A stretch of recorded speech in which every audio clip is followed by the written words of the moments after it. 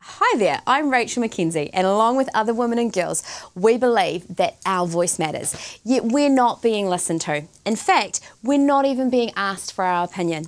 In the latest example, the Auckland University of Technology, also known as AUT, have reassigned over 150 toilets to be all-gender toilets. That means that any guy is free to choose to walk into the toilet that was previously designated just for us girls. AUT's spokesperson said, "We need to ensure we provide facilities all students feel safe using." And the right to use the bathroom and feel safe doing so was a basic human right. Fair enough, but us girls also need to feel safe, and that is also our basic human right. We were contacted by a number of current female students of AUT who are concerned. Unfortunately, they were too scared to come on camera or be identified because of the hostile response that others received when speaking up. But here's some of their comments. We've changed their names to protect their privacy. Anika, who is part Indian, said, "I understand transgender students need to feel safe and need their own bathroom. I've noticed the disabled standalone bathrooms have been changed to all gender, which is perfectly fine and appropriate, but we have separate bathrooms for a reason. We have different bodies and body parts." Michelle, also part Indian, said, "I don't exactly want to go into the same bathrooms as some people who aren't girls." Marie told us, AUT's decision is wrong as it compromises the majority's safety in allowing potential abuse, men pretending to be transgender. This keeps neither women or transgender safe. And Julie said, "To me, it feels entirely backward that at a time where our country has never been more at the forefront of gender issues and women's rights, to not enable women in particular the right of privacy, space and choice in something as basic, albeit essential as a bathroom, removes gender freedom entirely." There are concerns that permitting biological males to use facilities designated for women or girls could lead to an increase in voyeurism and sexual assault. A fellow student described how she went to a previous female-only bathroom and freaked out when she walked in and saw 3 boys in the bathroom. She didn't know what to do and had to leave and find another bathroom because it was too uncomfortable. It is important to note that the concern is not that transgender individuals are more likely to be sexual predators, but rather sexual predators will exploit such policies by posing as transgendered in order to gain access to women and girls. Until recently, bathrooms were one of the remaining places in society where men were not permitted to be with women and vice versa. Because of that clear barrier, even the sight of a man pushing open the door to a woman's restroom would raise eyebrows and deter any would-be assailant.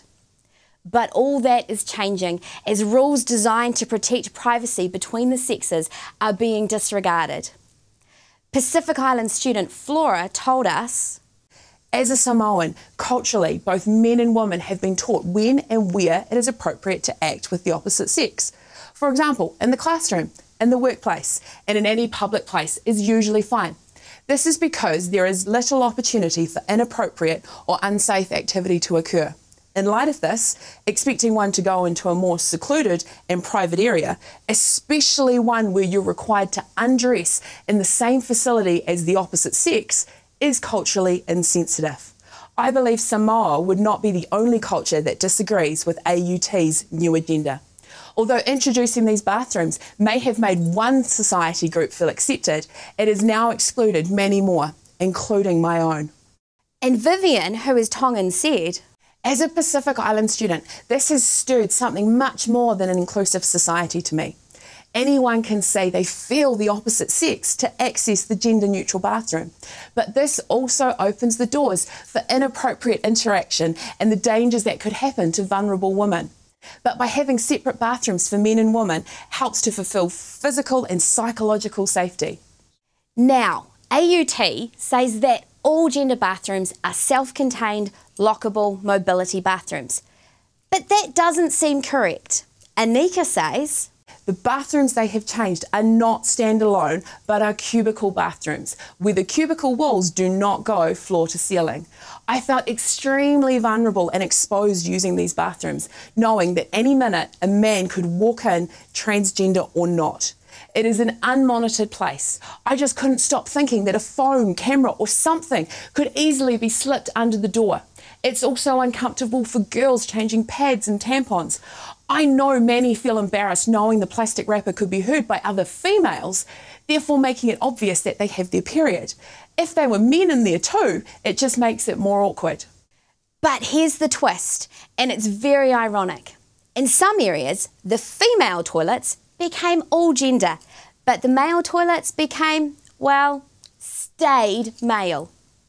The students called out AUT on this.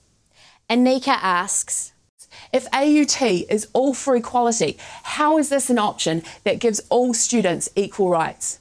AUT should be protecting its female students. This decision doesn't make sense and is irresponsible and unethical in many regards. Now, as I wrote in an article for the New Zealand Herald, we have male and female changing rooms because of biology, not because of gender identity.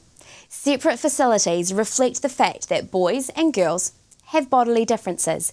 They're designed to protect our privacy related to our bodies. Being around a biological male in a bathroom or changing room for women and girls who have been a victim of sexual or physical violence can be a trigger for them. The need for privacy in bathrooms and changing rooms for vulnerable young girls becomes even more important in light of the emotional and physical changes we experience as women. And remember, it's not just happening at AUT, it's happening in schools in New Zealand, including primary schools. The Ask Me First campaign simply requests that in considering such changes, the safety and comfort of all students deserves equal consideration. These students were never asked their opinion. They are simply saying, please ask me first.